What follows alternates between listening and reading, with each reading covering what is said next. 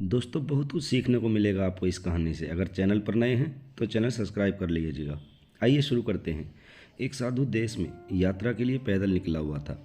एक बार रात हो जाने पर वह एक गांव में आनंद नाम के व्यक्ति के दरवाजे पर रुका। आनंद ने साधु की खूब सेवा की।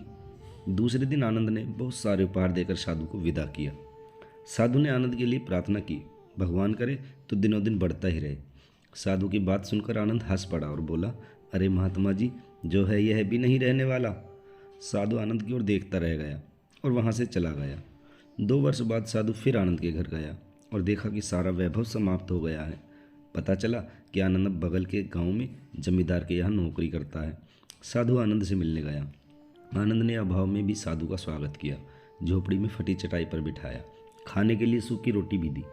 दूसरे दिन जाते समय साधु की आंखों में आंसू थे। साधु कहने लगा, हे भगवान, ये तूने क्या किया।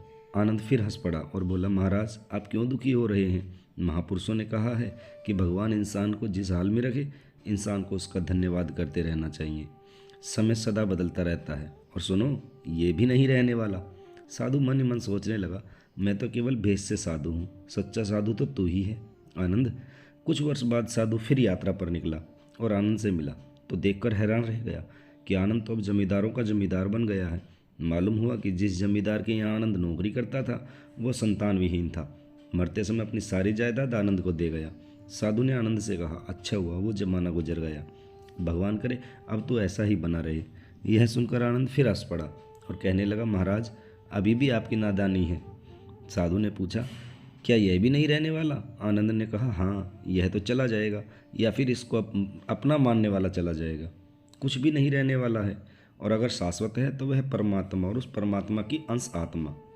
आनंद की बात को साधु ने गौर से सुना और चला गया। साधु कई साल बाद फिर लौटता है तो देखता है कि आनंद का महल तो है, किंतु उसमें कबूतर गुटरगू कर रहे हैं और आनंद का देहांत हो गया है। बेटियां अपने अपने घर चली गई हैं, बूढ़ी पत्नी कोने में पड़ी है। साधु कहता है, अरे इंसान, तू किस बात का अभिमान करता है, क्यों इतराता है। यहाँ कुछ भी टिकने वाला नहीं, दुख या सुख कुछ भी सदा नहीं रहता।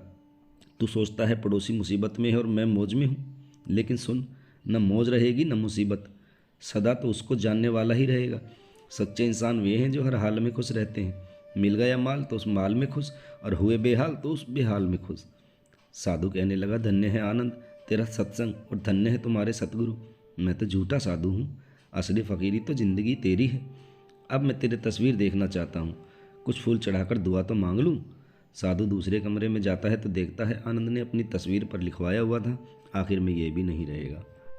दोस्तों कहानी अच्छी लगे तो वीडियो को लाइक करना और कमेंट में अपने शहर का नाम जरूर लिखना, और हाँ, चैनल पर नया आए हो तो चैनल को सब्सक्राइब जरूर करना है।